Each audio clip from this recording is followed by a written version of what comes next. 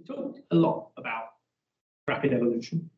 We talked a lot about where it might go.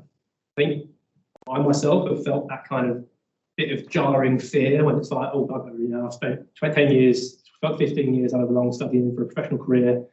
We get off the cliff. Is it going to be necessary? Is it worthwhile? I was having a chat with one of the ISST colleagues, Ashley Catcher, a few months back. And one of the questions we kind of posed really was, well, what will remain unchanged? What is the core essence of being a structural engineer or a built environment professional? Why do we do it? And does it really matter how we do it? Tristram, I'll go to you first. Well, the answer is physics, I think. My answer would be physics. But right now, I think it is, the rational deployment of material, because of the cost of that material in terms of natural resources and carbon. And so it's all about efficiency at the moment, which I think is really exciting as a structural engineer. We haven't had this amount of challenge or fun since the Second World War, in some ways. And I think there's an awful lot of improvement. I think most engineering is fairly humdrum. You're driven by kind of the need to improve the built environment. Absolutely. We need to improve the built by minimising the cost of the built environment. I don't mean the financial cost, I mean all costs. So that's, okay. So you have sort of a mission, and then really how can I assume therefore that the tools you use really are complementary to your mission? Yes. It doesn't matter to you. So I think sometimes engineers can get to the mindset that, I do ECAPS analysis, and that's their job. Yeah. And actually, I think sometimes we have to remember that that's not why we do it. That just is a mechanism to do it. I mean, from an architect's perspective, how do you feel? But in the same vein, what do you think remains unchanged for you? I would say with a lot of this, I see it that whether it's AI or whatever, it's almost like we're augmented with these tools. Like we're a hybrid.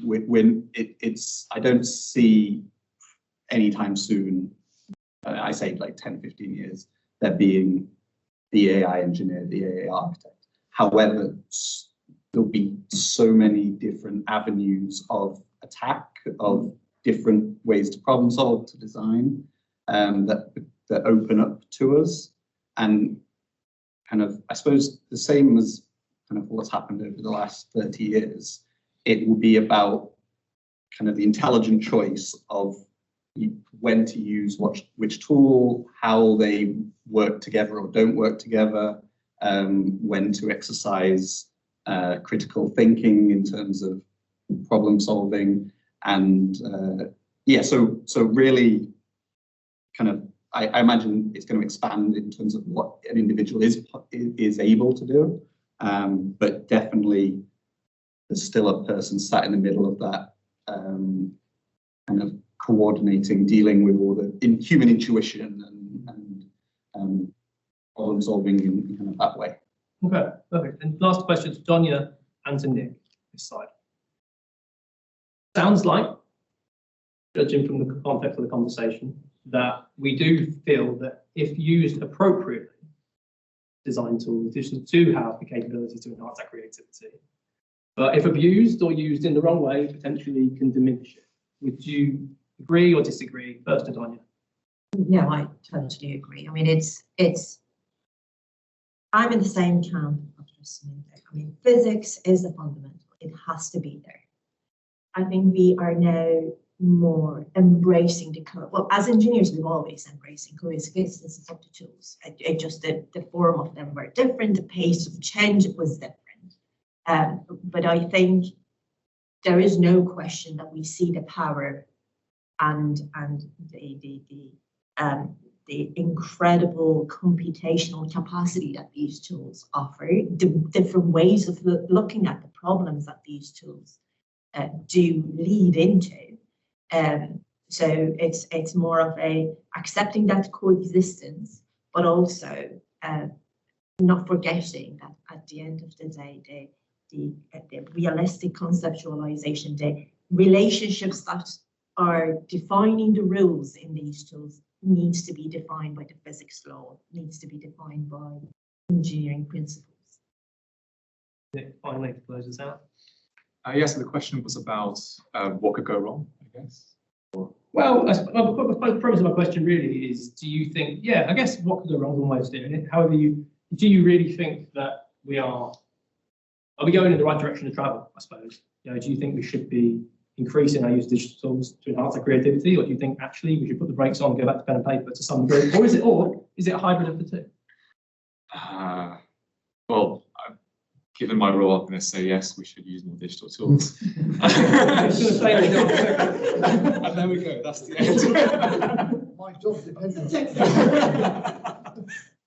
Yeah, okay, so yeah, of course, like, yes, we need to use more digital tools, but I guess the fundamental, as an engineer, you know, the fundamental kind of imperative is quality. So you've got to make sure that your design is of good quality, it will stand up even before we get into kind of efficient use of material, faster, cheaper, quicker. You know, that quality piece always needs to be there. And yeah, there are certainly wrong ways to use a tool. So, like, for example, if we consider maybe like in areas that might be more fully automated, like housing, you know, there could potentially be kind of less and less expert involvement in that kind of role. And yeah, there's definitely potential for, like, you know, cost-cutting contractors who don't have experts to tell them otherwise, maybe that that things could go wrong on that front, maybe. And yeah, so I guess, yeah, we obviously you've got to be careful and avoid going too much down like kind of like the Boeing route, like kind of not paying attention to quality, not having the expertise in the room, and but yeah, otherwise, unless we, as long as we avoid those pitfalls, then yeah, use more digital tools. Nick, Sonia, Tristram, Nick, thank you. That was insightful. Thank you to everyone out there.